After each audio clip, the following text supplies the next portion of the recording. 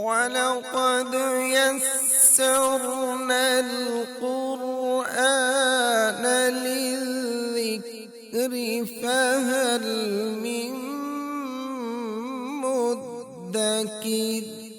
رکوع نمبر 13 ہے، حضرت عیسیٰ کے حالات ہیں، پیدائش کا تذکرہ ہے، خصوصیات کا تذکرہ ہے، معجزات کا اور دعوت کا۔ سب سے پہلے سیدنا یحییٰ کی پیدائش کی خوشخبری ہے، اور اس کے بعد سیدہ مریم جن کو اللہ سبحانہ و تعالیٰ نے شروع سے بزرگی دے رکھی تھی، اور جب فرشتوں نے کہا اے مریم یقیناً اللہ تعالیٰ نے آپ کو برگزیدہ بنایا ہے اور آپ کو پاک کیا ہے اور سب جہانوں کی عورتوں پر آپ کو منتخب کیا ہے۔ جہان سے مراد ساری عورتوں پر فضیلت ہے۔ چند خواتین ہیں، سیدہ خدیجہ، سیدہ عائشہ اور سیدہ فاطمہ کا اس فضیلت میں شریک ہونا سیدہ مریم کے استفاء کے یعنی ان کے منتخب ہونے کے منافی نہیں ہے، اور سب جہانوں کی عورتوں پر آپ کو منتخب کیا ہے۔ اے مریم اپنے رب کی اطاعت کرو، سجدے کرو اور رکوع کرنے والوں کے ساتھ رکوع کرو، یعنی باجماعت نماز ادا کرو۔ یہ غیب کی کچھ خبریں ہیں جو ہم آپ کی طرف وحی کر رہے ہیں۔ آپ ان کے پاس موجود نہیں تھے جب وہ اپنے قلم ڈال رہے تھے کہ ان میں سے کون مریم کی سرپرستی کرے گا، اور نہ ہی آپ اس وقت ان کے پاس تھے جب وہ جھگڑ رہے تھے۔ ایہم یکفل مریم، مریم کی پیدائش اور حضرت مریم کا ہیکل کی نظر کرنا، اور اس دور میں ہیکل کے خدمت گاروں کا یہ تمنا کرنا اور ایک دوسرے سے بازی لے جانے کے لیے قرآن اندازی کرنا، یہ ثابت کرتا ہے کہ حضرت مریم کی پیدائش اور پرورش کا معاملہ ان کے لیے کس قدر اہمیت کا حامل تھا۔ کون مریم کی سرپرستی کرے گا؟ قرآن اندازی کی ضرورت اس لیے پیش آئی کہ ان کی والدہ نے انہیں ہیکل کی نظر کیا تھا، اور آپ سوچئے کل کی مریم کے لیے تو لوگوں نے قرآن اندازی کی تھی، اللہ سبحانہ و تعالیٰ کے کام کے لیے وہ وقف تھیں، عبادت کرتی تھیں اور لوگوں کو اللہ سبحانہ و تعالیٰ کی باتیں بتاتی تھیں۔ سیدہ مریم کے بارے میں رب العزت نے یہ بتایا کہ وہ اللہ کی آیات پر ایمان لائی تھیں اور اس کی آیات کی تصدیق کرتی تھی، اس کی کتابوں کی تصدیق کرتی تھی۔ تو ظاہر ہے تصدیق تو کسی کے سامنے ہی کی جاتی ہے۔ سیدہ مریم کی کفالت کے لیے اس دور میں اتنا جھگڑا تھا، اس جھگڑے کو اللہ سبحانہ و تعالیٰ نے نپٹا دیا۔ آج بھی ایسی مریم موجود ہیں، ایسی بیٹیاں جو اللہ سبحانہ و تعالیٰ کے دین کا علم حاصل کرتی ہیں اور اپنے آپ کو ڈیڈیکیٹ کرتی ہیں کہ ہم زندگی بھر اللہ سبحانہ و تعالیٰ کا کام کریں گے، اللہ کا پیغام پہنچائیں گے۔ اس کی ذمہ داری کو ہمیں بھی محسوس کرنا چاہیے، اور ہمیں لوگوں کو دین کا علم سکھانے کے لیے ضرور اپنا مال، اپنا وقت، اپنی صلاحیتیں لگانی چاہیے۔ اور سیدنا عیسیٰ علیہ السلام کی ولادت کی خوشخبری ہے، جب فرشتوں نے کہا اے مریم یقیناً اللہ تعالیٰ آپ کو اپنی طرف سے ایک کلمے کی خوشخبری دیتا ہے، اس کا نام مسیح ابن مریم ہوگا، وہ دنیا و آخرت میں بہت مرتبے والا اور مقرب بندوں میں سے ہوگا، وہ گود میں بھی لوگوں سے باتیں کرے گا اور ادھیڑ عمر میں بھی لوگوں سے باتیں کرے گا، اور وہ نیک لوگوں میں سے ہوگا۔ مریم نے کہا اے میرے رب میرے ہاں لڑکا کیسے ہوگا، حالانکہ کسی بشر نے مجھے ہاتھ تک نہیں لگایا۔ اللہ تعالیٰ نے فرمایا اسی طرح اللہ تعالیٰ جو چاہتا ہے پیدا کرتا ہے، جب وہ کسی کام کا فیصلہ کرتا ہے تو یقیناً وہ اس سے کہتا ہے ہو جا تو وہ ہو جاتا ہے۔ اللہ تعالیٰ نے حضرت عیسیٰ علیہ السلام کے بارے میں بتایا کہ اسے کتاب اور حکمت تورات اور انجیل سکھائے گا۔ اس سے پتہ چلتا ہے کہ اللہ سبحانہ و تعالیٰ کی پریفرنس کیا ہے کہ انسان اپنی زندگی کے بارے میں پہلے علم حاصل کریں۔ سیدنا عیسیٰ علیہ السلام کو معجزات عطا فرمائے گئے اور وہ بنی اسرائیل کی جانب رسول ہوگا۔ بلا شبہ میں یقیناً تمہارے پاس تمہارے رب کی طرف سے نشانی لایا ہوں کہ میں یقیناً تمہارے لیے مٹی سے پرندے کی صورت جیسی چیز بناتا ہوں، پھر میں اس میں پھونک مارتا ہوں تو اللہ تعالیٰ کے حکم سے پرندہ بن جاتا ہے، اور اللہ تعالیٰ کے حکم سے میں پیدائشی اندھے کو اور کوڑھی کو ٹھیک کرتا ہوں، اور مردوں کو بھی زندہ کرتا ہوں، اور میں تمہیں خبر دیتا ہوں کہ تم کیا کھاتے ہو اور کیا اپنے گھروں میں ذخیرہ کرتے ہو، بلا شبہ اس میں یقیناً تمہارے لیے نشانی ہے اگر تم ایمان والے ہو، اور تصدیق کرنے والا ہوں اس کے لیے جو مجھ سے پہلے تورات میں سے ہے، اور تاکہ میں بعض وہ چیزیں تمہارے لیے حلال کر دوں جو تم پر حرام کر دی گئی تھیں، اور میں تمہارے پاس تمہارے رب کی طرف سے نشانی لے کر آیا ہوں، چنانچہ اللہ تعالیٰ سے ڈر جاؤ اور میری اطاعت کرو۔ ان اللہ ربی و ربکم فاعبدوہ، بلا شبہ اللہ تعالیٰ میرا بھی رب ہے اور تمہارا بھی، چنانچہ اسی کی عبادت کرو، یہی سیدھا راستہ ہے۔ پھر جب عیسیٰ علیہ السلام نے ان سے کفر محسوس کیا تو کہا کون اللہ تعالیٰ کی طرف میرا مددگار ہے؟ حواریوں نے کہا ہم اللہ تعالیٰ کے مددگار ہیں، ہم اللہ تعالیٰ پر ایمان لائے ہیں، اور آپ گواہ ہو جائیں کہ یقیناً ہم فرما بردار ہیں۔ پھر جب عیسیٰ علیہ السلام نے ان سے کفر محسوس کیا، یعنی یہ جان لیا کہ یہودی اطاعت کے لیے تیار نہیں ہوں گے، تب انہوں نے یہ کہا کہ میرا مددگار کون ہوگا؟ حواریوں نے کہا، حواری کا وہی مفہوم ہے جو انصار کا ہے، اللہ تعالیٰ کے نبی اور دین کے مددگار۔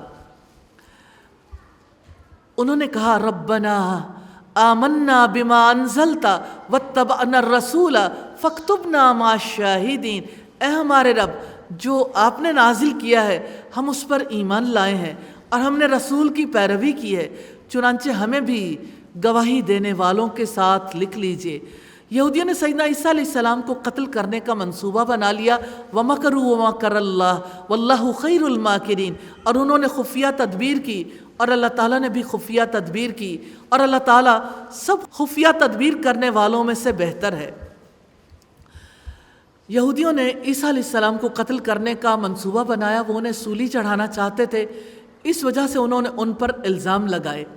کرنے والے کام ہے اللہ تعالیٰ کی فرما برداری کرنا، سجدے کرنا، اللہ تعالیٰ کے آگے جھکنے والوں کے ساتھ جھکنا، پاکیزگی اختیار کرنا، نیک ہونا، کتاب اور حکمت کی تعلیم حاصل کرنا، اللہ تعالیٰ کی کتاب کا علم حاصل کرنا، کتاب کے احکامات کی تصدیق کرنا، اللہ تعالیٰ سے ڈرنا، اس کی بندگی اختیار کرنا، اللہ تعالیٰ کا مددگار بننا، اس پر ایمان لانا، رسول کی پیروی کرنا، حق کی گواہی دینا، اپنے آپ کو اللہ تعالیٰ کے سپرد کرنا، اور جس چیز سے روکا خفیہ تدابیر کرنا۔ کمٹمنٹ پوائنٹس ہیں، یہ پختہ عزم کرنا ہے، شہادت حق یعنی حق کی گواہی دینی ہے، اور جائزہ لینا ہے کہ کیا میں حق کی گواہی دینے کے لیے تیار ہوں۔ اور رکوع نمبر 14 ہے، حضرت عیسیٰ اور عیسائیت کے بارے میں حقائق کی وضاحت ہے۔ 4 بنیادی باتیں ہیں اس رکوع میں: حضرت عیسیٰ کی پیدائش کی حقیقت، حضرت عیسیٰ کی واپسی، معجزات اور مباہلہ۔ اللہ تعالیٰ نے سیدنا عیسیٰ علیہ السلام کو آسمانوں پر اٹھانے کا فیصلہ کر دیا۔ جب اللہ تعالیٰ نے فرمایا کہ اے عیسیٰ یقیناً میں تجھے قبض کرنے والا ہوں اور تجھے اپنی جانب اٹھانے والا ہوں، اور ان لوگوں سے جنہوں نے کفر کیا تجھے پاک کرنے والا ہوں، اور جن لوگوں نے تیری پیروی کی انہیں قیامت کے دن تک ان لوگوں پر غالب کرنے والا ہوں جنہوں نے کفر کیا۔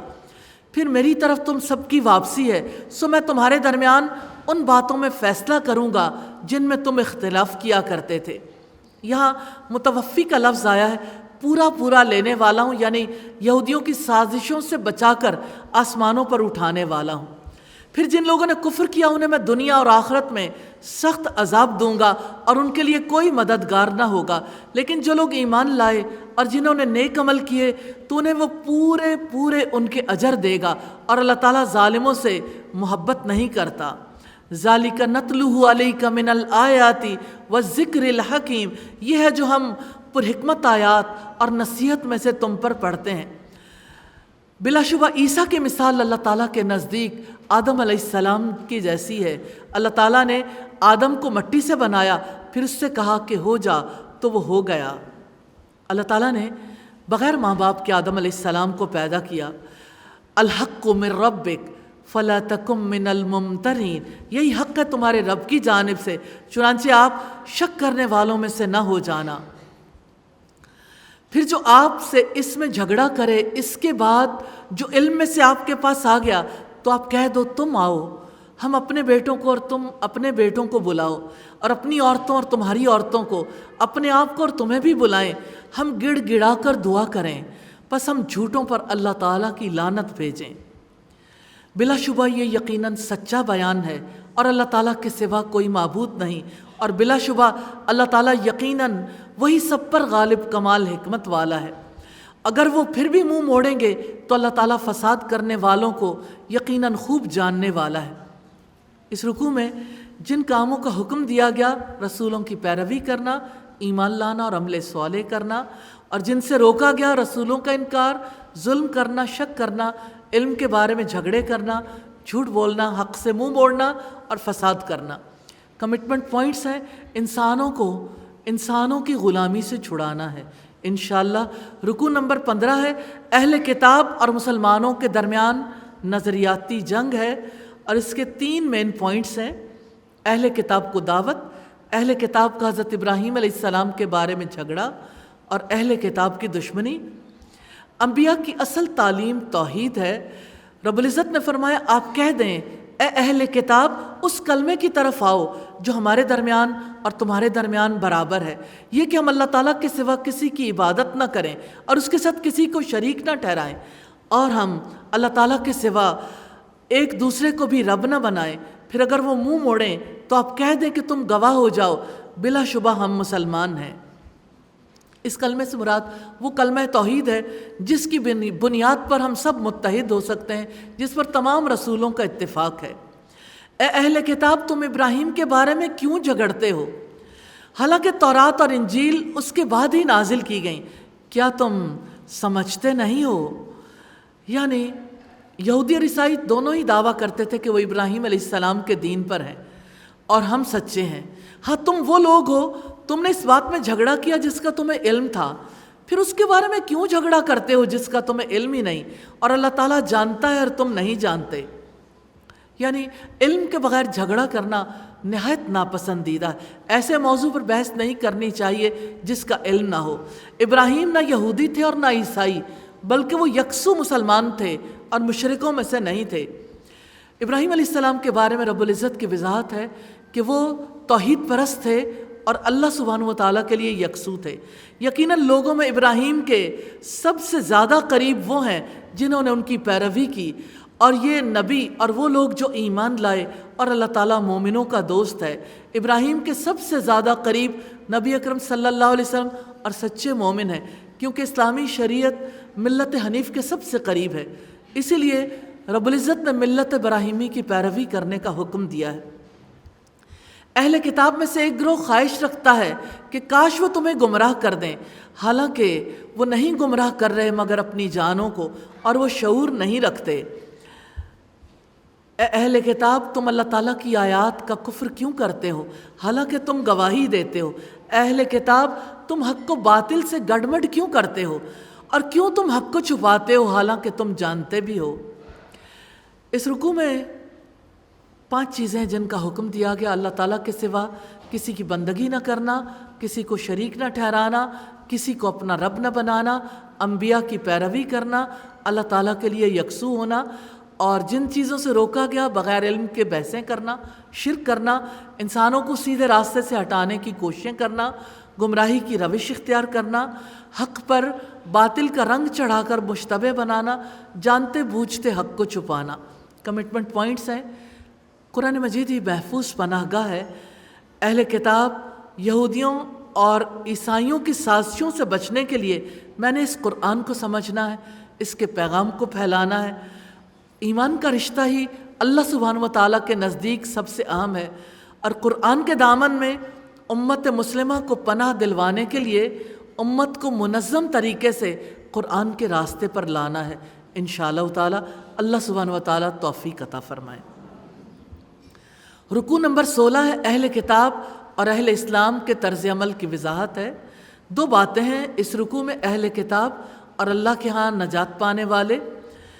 سب سے پہلے تذکرہ ہے یہودیوں کی سازش کا، اور اہل کتاب میں سے ایک گروہ نے کہا کہ دن کے آغاز میں تم اس پر ایمان لاؤ جو نازل کیا گیا ان پر جو ایمان لائے، اور تم اس کی شام کو کفر کرو تاکہ وہ واپس لوٹیں۔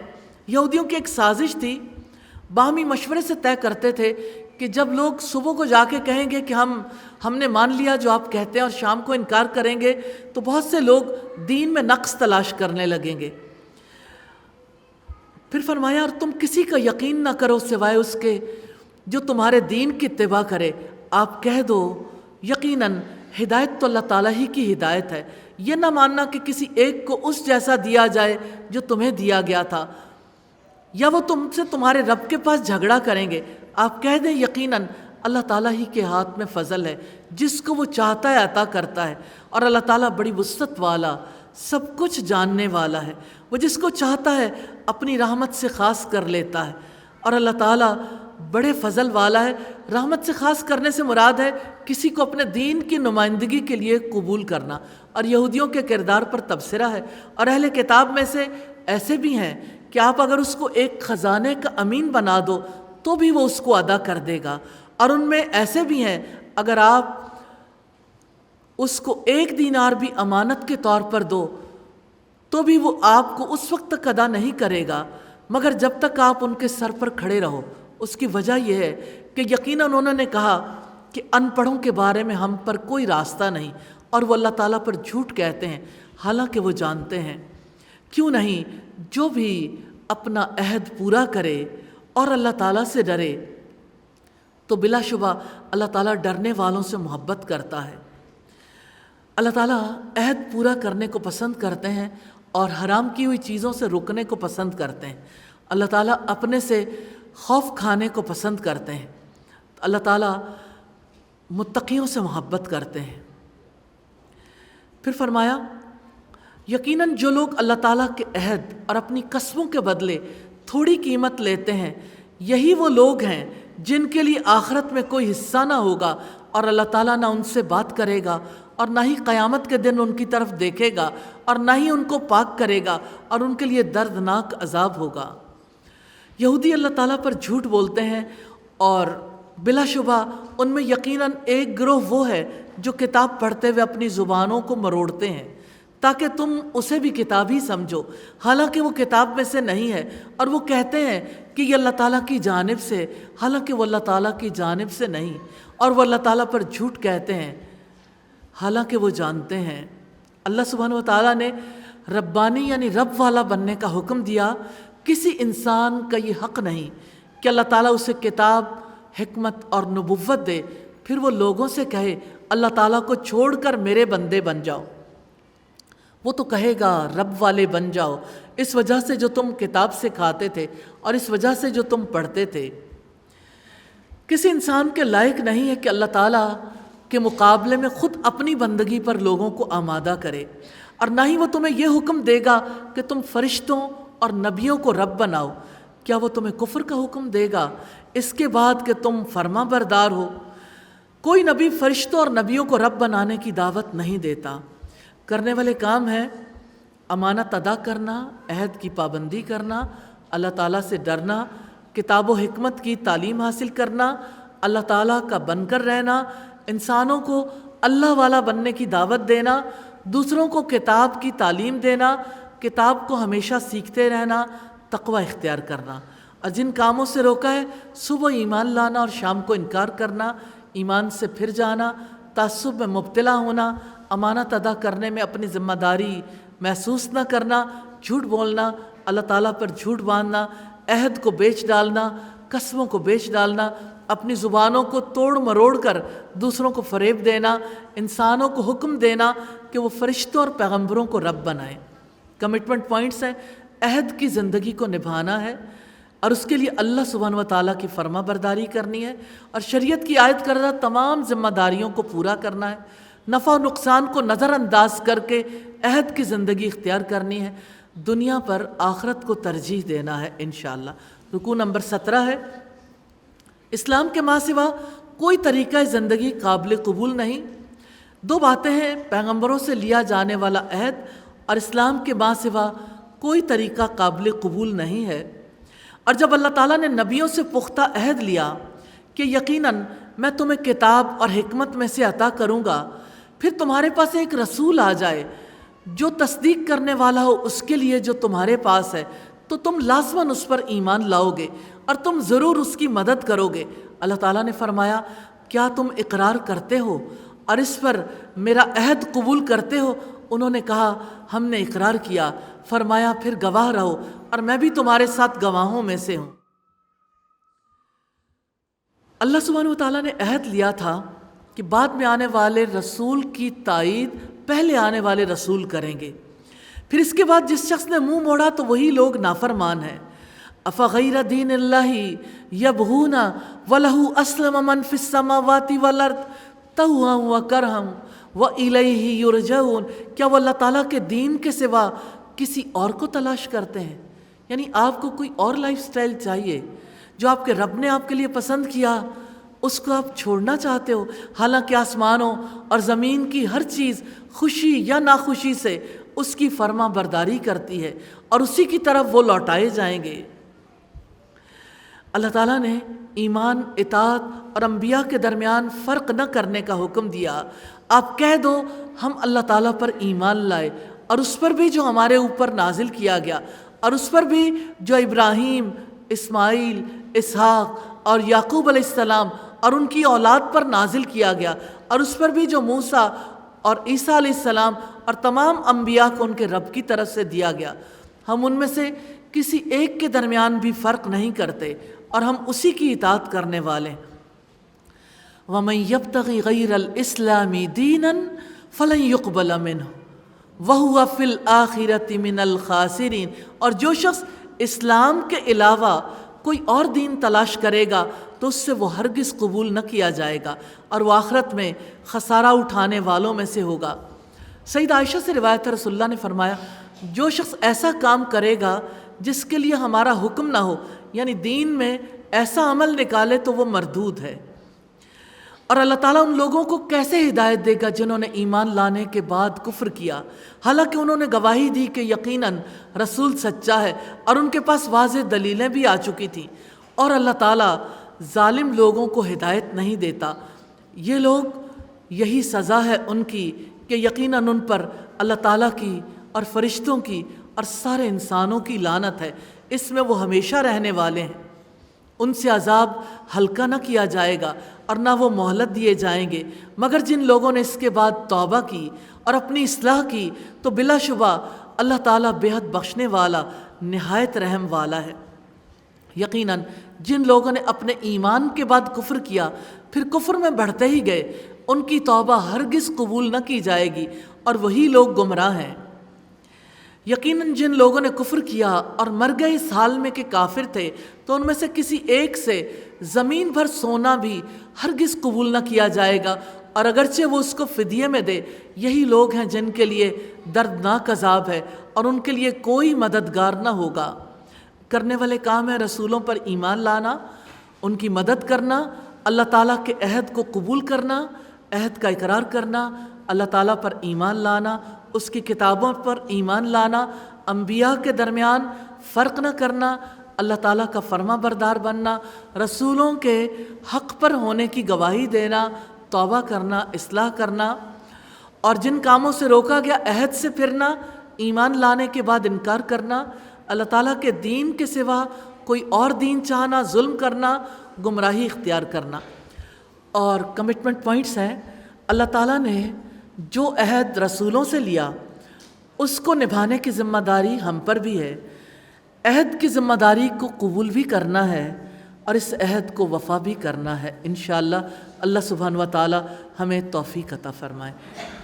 اللہ اکبر کبیرا والحمد للہ کثیرا وسبحان اللہ بکرۃ واسیلا سبحان اللہ وبحمدہ سبحان اللہ العظیم سبحان اللہ والحمد للہ ولا الہ الا اللہ واللہ اکبر ولا حول ولا قوة الا باللہ العلی العظیم۔ اللہم صلی علی محمد وعلی آل محمد کما صلیت علی ابراہیم وعلی آل ابراہیم انک حمید مجید۔ اللہم بارک علی محمد وعلی آل محمد کما بارکت علی ابراہیم وعلی آل ابراہیم إنك حميد مجيد ربنا آتنا في الدنيا حسنة وفي الآخرة حسنة وقنا عذاب النار ربنا لا تزغ قلوبنا بعد إذ هديتنا وهب لنا من لدنك رحمة إنك أنت الوهاب رب اغفر وارحم وانت خیر الراحمین یا حی یا قیوم برحمتک نستغیث۔ الہی خطا کار ہیں، گناہ گار ہیں، تیری رحمت کے امیدوار ہیں۔